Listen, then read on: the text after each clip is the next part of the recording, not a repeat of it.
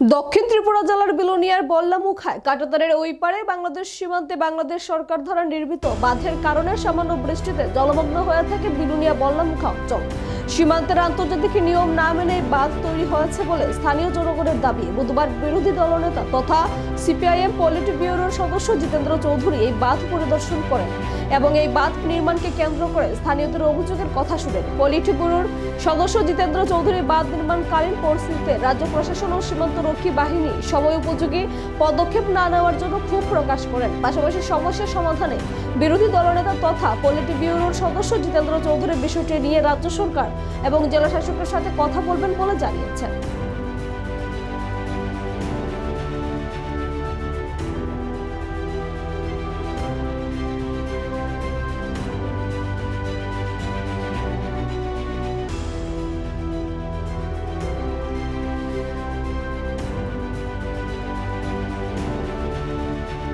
এখানে এসছি বল্লামুখা, এখানে আমাদের সীমানার অপর পারে বাংলাদেশে, সেখানে একটা যে বাঁধ নির্মাণ করা হয়েছে নতুন করে, এতে এই পারের যে জলের যে স্বাভাবিক স্রোত এটা বন্ধ হয়ে গেছে।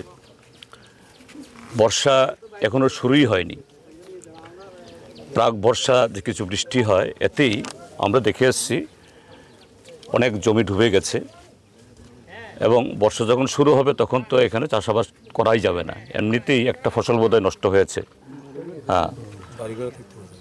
তো এগুলো নিয়ে আমাদের এখানকার মাননীয় বিধায়ক দীপঙ্কর সেন, আমাদের রেশমুখের বিধায়ক এই অশোক মিত্র এবং এখানে যারা আমাদের অতীতে পঞ্চায়েত সমিতির সাথে যুক্ত ছিলেন, আপনারাও সবাই মিলে, শুধু আমাদের তরফ থেকে বলছি না, আরও অন্যদের তরফ থেকেও এগুলো নিয়ে কতদিন আপনারা কথাবার্তা বলছেন।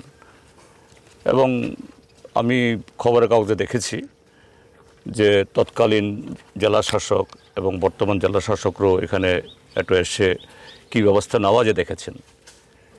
কিন্তু আজকে এখানে সরেজমিনে দেখতে এসে আমার চোখে যা পড়ল, আমি আমার অভিজ্ঞতার কথা বলছি, আমার মনে হয়েছে এখানে শুরু থেকে কিছু ত্রুটি দুর্বলতা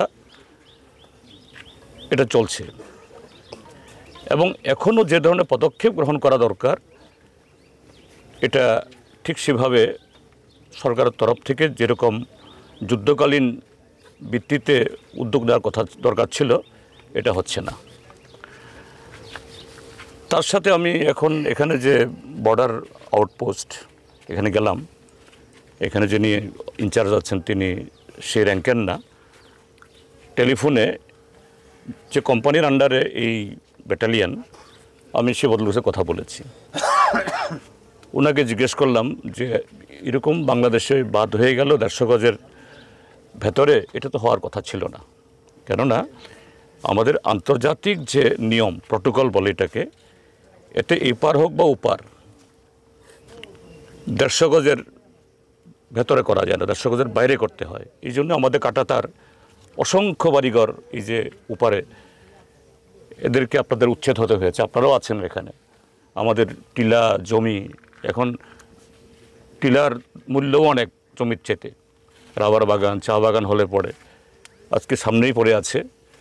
জমি থাকলেও জমিদার অথচ আপনার অনেকে ভূমিহীন, জমি আছে কিন্তু নেই।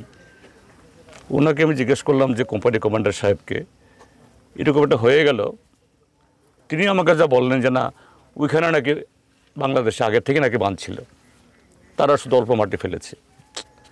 কিন্তু আপনাদের যে বক্তব্য যা শুনলাম লোকাল পাবলিক, ঘটনা ঠিক তা না।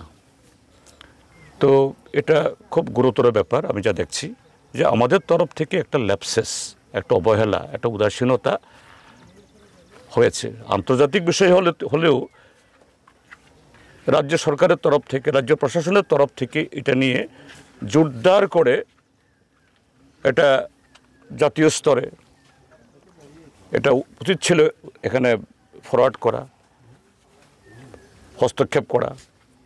আমরা যখন কাঁটাতারের বেড়া নির্মাণ করেছি, একটু 1 ইঞ্চি এদিক সেদিক হয়েছে, বাংলাদেশের তরফ থেকে ওরা গুলি চালাতো।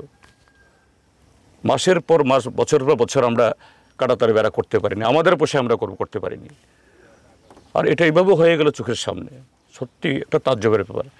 যাই হোক, আমি এটা নিয়ে রাজ্য সরকারের সাথে কথা বলবো এবং আজকেই ডিএম সাহেব যদি থাকেন, যদিও তিনি শুরু হওয়ার সময় ছিলেন না, এখন যিনি এসছেন ডিএম, মাত্র কদিন আগে জয়েন করেছেন, আমি তার সাথে কথা বলবো, দেখা যাক কি হয়। এবং সেই দিকে আপনাদেরকেও বলবো এই ব্যাপারে সোচ্চার হতে হবে, নতুবা আপনাদের দীর্ঘমেয়াদী ক্ষতি হবে। এইভাবে সামনে বর্ষাতে আপনাদের এই সামনে ফসল করতেই পারবেন না, কাজেই হ্যাঁ তাই তো এটা আমি তবে প্রাথমিকভাবে যেটা বলছি, আমাদের তরফ থেকে একটা উদাসীনতা, দুর্বলতা, একটা ভুল হয়েছে, এটা বাঞ্ছনীয় ছিল না, এটা দুর্ভাগ্যের।